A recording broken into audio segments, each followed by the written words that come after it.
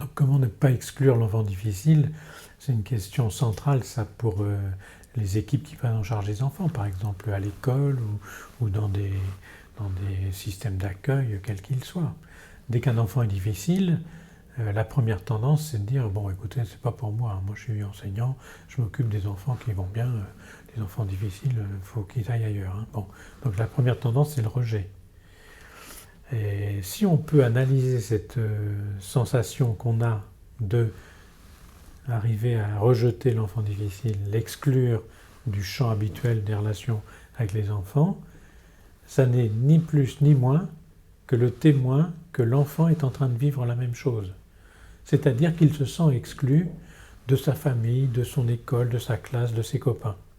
Et qu'en fait, il cherche toutes les occasions pour montrer qu'il se sent exclu. Et comment est-ce qu'il va nous le montrer? Il va projeter en nous cette sensation qu'il a, qui est très forte chez lui, qui déborde chez lui et qui vient chez nous. Et donc l'enseignant va dire, moi, une seule solution, j'essaie de l'exclure. Et alors, si on ne prend pas ça à bras-le-corps avec les autres enseignants, eh bien la tendance c'est d'envoyer cet enfant dans sa famille en disant on ne peut pas le garder à l'école.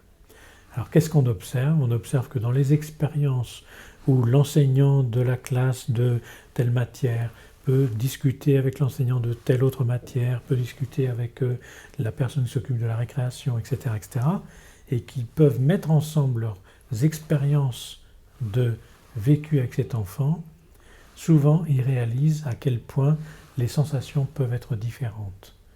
Et à partir de ces échanges d'expériences, ils sont amenés à modifier leur position, qui est en premier lieu une position d'exclusion.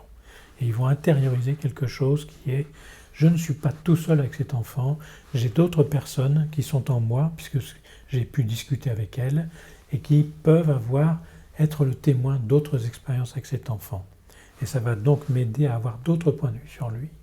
Et ça va donc m'aider à ne pas être dans cette première réaction qui est une réaction d'exclusion. Donc on pourrait dire que le remède contre le sentiment qu'on a d'avoir à exclure un enfant difficile, c'est travailler en groupe avec les autres qui ont d'autres expériences avec cet enfant. Et en général, ça amène une réponse qui est une modification profonde du sentiment d'exclusion qu'on avait en première intention.